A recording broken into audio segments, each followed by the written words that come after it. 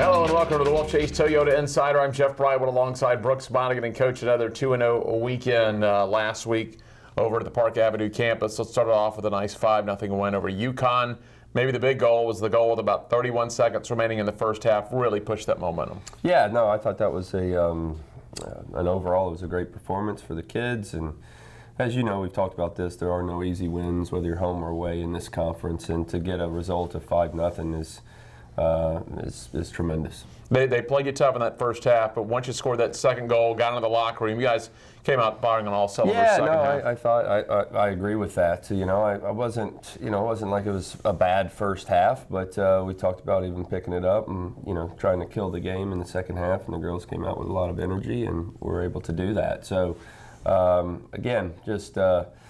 You score 5 in this conference, you're doing something right. Claire Avery got another goal, so that was 3 within 2 games. Yeah, she's become a little goal-scoring machine. Hopefully that continues, but no, good for Claire, and it was a great goal. Yeah. Great finish, scored some great goals in that game, and just, again, hope that this momentum continues. You come back Sunday, oddly enough, and I know it's still young, you played a pair of games over on Park Avenue last year. It's the first day game you played. Well, it was day games last year, but this season. Yeah, no, and we talked about that to the girls. I said, you're going to face something different, and, the atmosphere is going to be different. And we've talked about consistencies all year, and just it doesn't matter what the conditions are, who you're playing against, just be who you are and do what you can do. And, that game, we scored 2 goals in, I think, the first 13 minutes. In person, I thought we took our foot off the gas a little bit. When I watched the film, it wasn't as bad as maybe I thought. I do that a lot.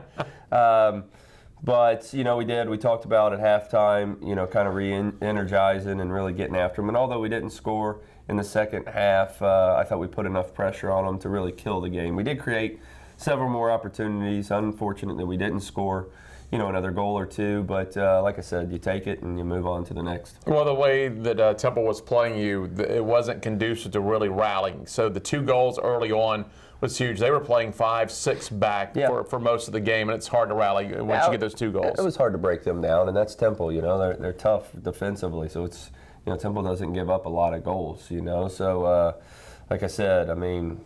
You get your 2, you get a shutout, and you move on to the next. The program gets its 275th win, and it was your 400th total game coaching. That can't seem like 400. Man, I'm old. I'm getting old. No, it's crazy. When I saw that stat, not a big stat guy, but when you see that, you're like, holy smoke! I've been doing this for a while, and it really doesn't seem like 400 at all. And I get as nervous for, this day and age as I did back in the day. And, I feel like I've still got the same amount of passion, if not more. So, hopefully there's 400 more. Yeah, do you ever just think about that? Do you ever have any spare time where you think, well, it's pretty neat that I get to do what very few people do, and that's get to coach at your alma mater with a lot of success? Yeah, no, it does. It sinks in quite a bit. And, I've had some wonderful opportunities over my years, and, to be able to do it in your hometown is fantastic, and to do what we've been able to do, kind of build this program from scratch to where it is today. And it's not about me, it's about the kids buying in, but very proud of that. Stasia, Clarissa, and Elizabeth all on the honor roll this week. Yeah, no, it's these awards, very rarely would I say that the kids didn't deserve it. Could be a few more names on that. I thought overall it was a pretty good weekend, and as I said, those kids were deserving of that. Speaking of stats, reading in the game notes, a very interesting stat, very telling about the approach that your team has taken not only this year but in program history, especially when you started having a lot of success when you reeled off those 5 championships and the success you've had in the American, that I believe you guys are winning right around 75-76% of your games as a ranked team. So you don't let that affect your approach to matches. Yeah, it needs to be 90%, right? Yeah, don't think about that. It's one game at a time. Never overlook an opponent. That's the big message, going into this weekend. Obviously on the road, going into Cincinnati, that's all we're focused on right now. And they're tough, man. And they're extremely tough at home. They play with a ton of passion.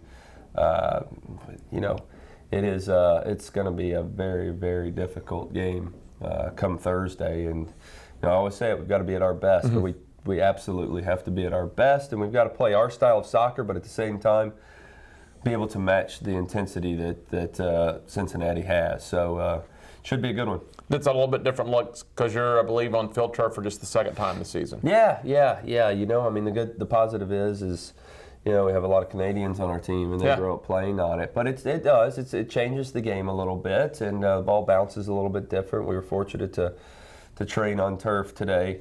We'll train on turf tomorrow to, you know, just get a little bit of a feel for it. But at the end of the day, soccer's soccer, and you know, you got to fight, you got to scrap, and for us, we just got to play our style. You go over to ECU, and I know you're not really looking ahead to that, but they're always a tough team. And you look what they've done with their program, facility-wise. That's something that you're going to see over the next several years, hopefully develop over in the Park Avenue campus. They've got a great facility, so there'll be no excuses in regards to the conditions or any of that. But like, you know, we don't look past you know, our next opponent, but you know, it just goes back that in this conference there are no easy games. But I haven't watched 1 minute of East Carolina, but we'll watch hours of tape after the Cincinnati game. But right now, main focus is getting to Cincinnati and doing our best to you know, put together the best performance that we can. All right, thanks a lot, Coach. Thank you. Hey, Coach Brooks Monaghan, I'm Jeff Brightwell with the Wolfchase Toyota Insider on the Memphis Tiger Network.